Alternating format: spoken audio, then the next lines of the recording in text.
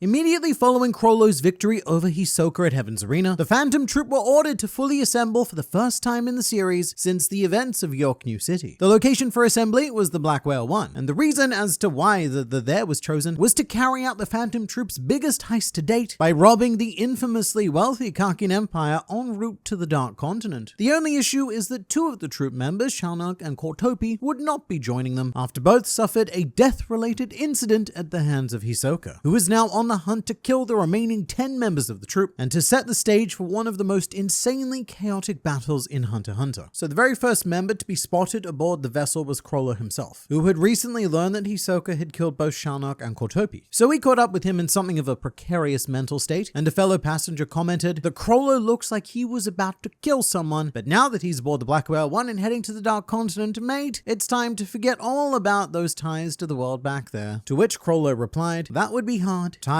are to be severed, not forgotten." And shortly after this incredibly deep quote, Chrollo reunited with Machi, although this was far from pleasant as well, with both of them vehemently stating their intention to kill Hisoka because of the thing he did. And with this, it was announced that on this occasion, typical troop rules were not going to apply, because generally any dispute within the Phantom Troop is solved with a coin flip. However, in this case, each and every troop member wanted to kill Hisoka, and there is no coin to flip with enough sides to solve this problem. And so it was declared by Chrollo that Hisoka's life is to be taken on a first-come, first-served basis. But there was very little serving, or in fact coming, to be had in these first few initial days. And only after 4 days of trying and failing to find Hisoka did the Phantom Troop meet up in the dining hall of Tier 5, aka the lowest tier of the ship where all of the poor lottery winners were stored. I say stored, not housed, because I find it to be a much more accurate descriptor. Remembering that King Nasabi's plan is to use all of these people as sacrifices, so comfort is not a huge issue to him. And comfort has never been an issue for the Phantom Troop either, who currently consist of 10 members. The leader, Chrollo Lucifer, Benolanov Shizuku, Finks Nobunaga, Franklin, Machi, Fate, and Kalito Zoldyck, and introducing our brand new temporary 10th troop member, Illumi Zoldyck. Illumi has joined the Phantom Troop at the request of Hisoka. In fact, Hisoka has quite literally commissioned Illumi to kill him. From Hisoka's perspective, I suppose the logic is to make sure that he can take as many toys as possible on such a long journey, although there has been some credible speculation that the Illumi we see is in fact Hisoka in disguise, using his newfound post-mortem Nen texture surpriseness to assume Illumi's form and to use this as an opportunity to pick off the troop one by one. I'm not going to go into this idea too deeply. I have a whole video detailing it elsewhere on the channel if it's a thing you're interested in, and it should be. But I want you to keep it in the back of your mind, because a lot of weird things are about to happen on this ship. Other than Illumi's introduction, though, this was a very brief meeting, which was dismissed with the following words from Chrollo. "We want to have a party, but there's no cake. We need a special order to place on the center of the table. When we get it, we'll get back together and dine on that table. Bring me Hisoka's head." And with that, the Phantom Troop split up, potentially for the final time, because each and every one of their lives are now in serious jeopardy, and not just from Hisoka. And during this arc, we also received a long-awaited flashback of the Phantom Troop as a whole, one that makes this revenge hunt hit that much harder. We got to experience their childhoods growing up in Meteor Cities, much simpler days when the only conflict they got involved in was fighting over who got to watch videotapes that we found in the dump. I guess the dump being Meteor City itself, and the whole city is one big dump. But a bright, young, and surprisingly optimistic child named Chrollo started using these videotapes to study and even learn new languages from the more boring tutorial tapes that no one else wanted. And it got to the point where he put his skills to use, translating and making fan dubs of the more exciting videos in foreign languages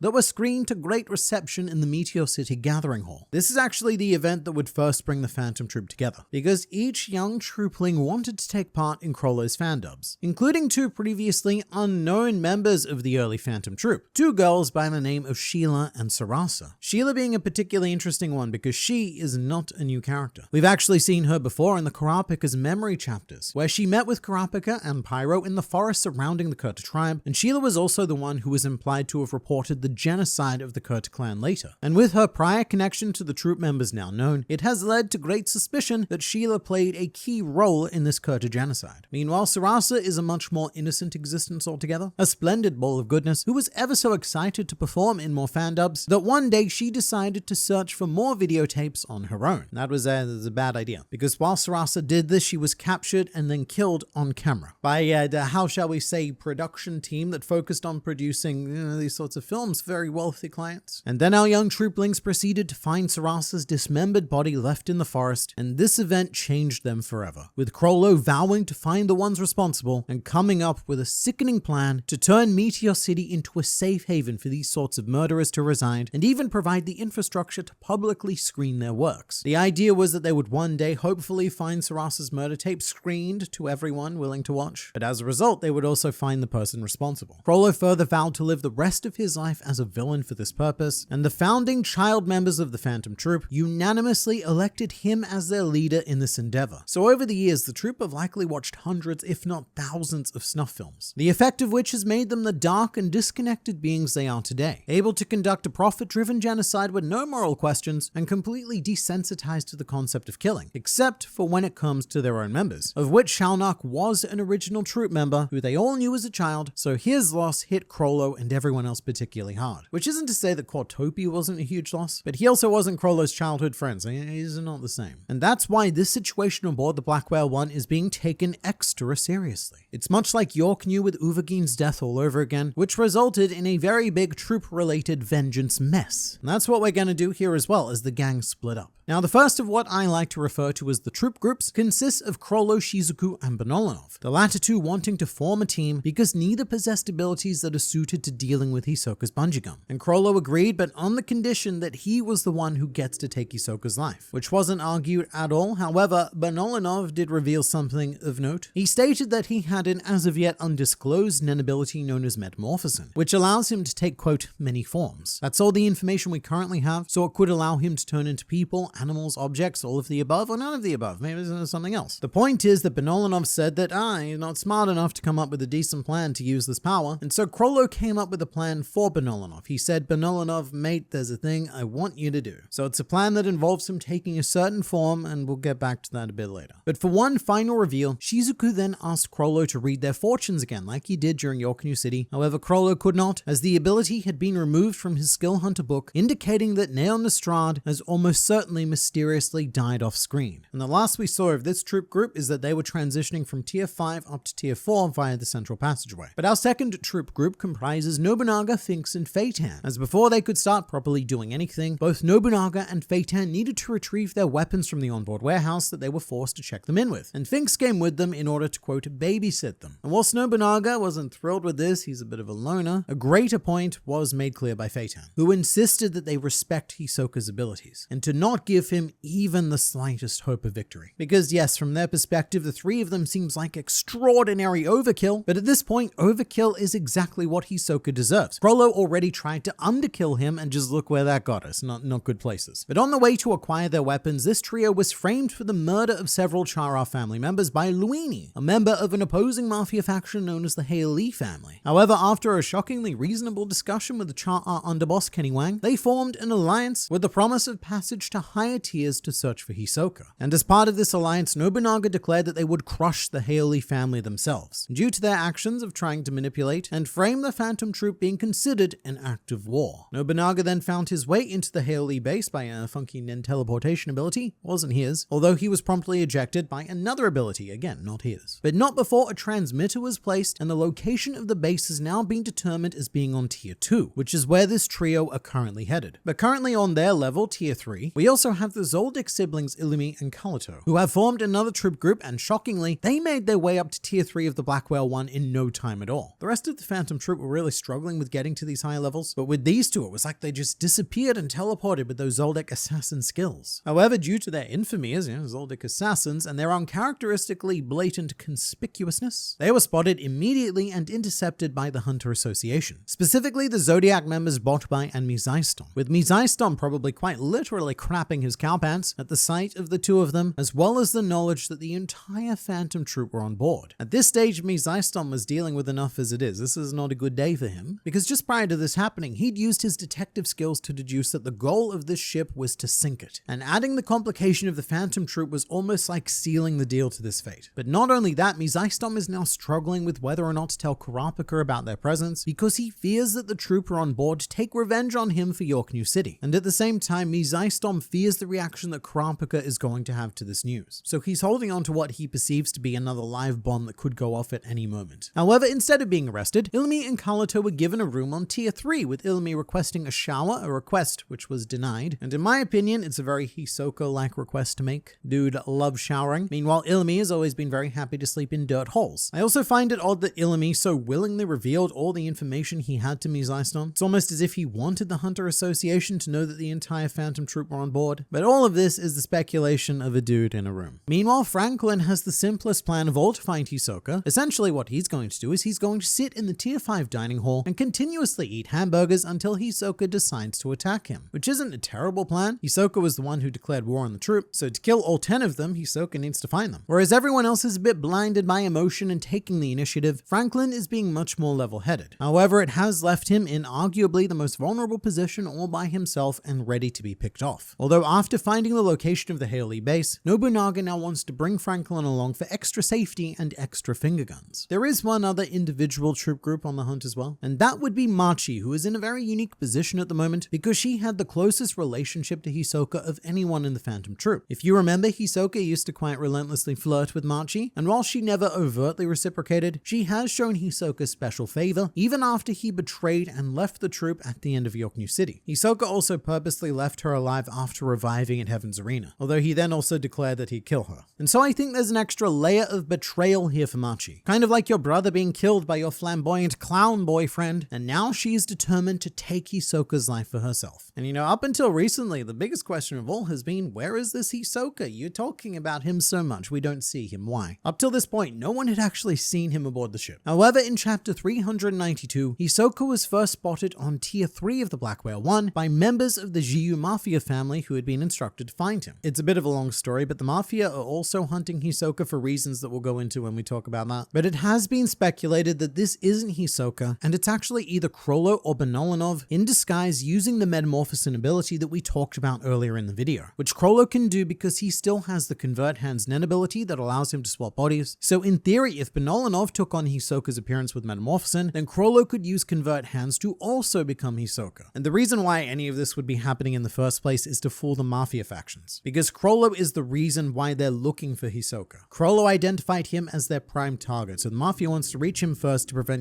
big bang chaos. But this Hisoka is also highly suspicious and has made some very Krollo-esque statements, and recently has been offered a room on tier 1 of the Black Whale, which just so happens to be where all of the troop are planning on pulling off their heist. Again, these are the ramblings of a madman Hisoka, and he's always suspicious, so I could just be reading too much into this, because the simple answer is that this is Hisoka, and he's currently being bribed with luxury so that the Khaki and Mafia factions can manipulate the Phantom Troop into fighting their war against the Hailey family. A struggle which now threatens all 200,000 lives aboard the Black Whale, and it may very well have escalated to a scale that engulfs even the Phantom Troop.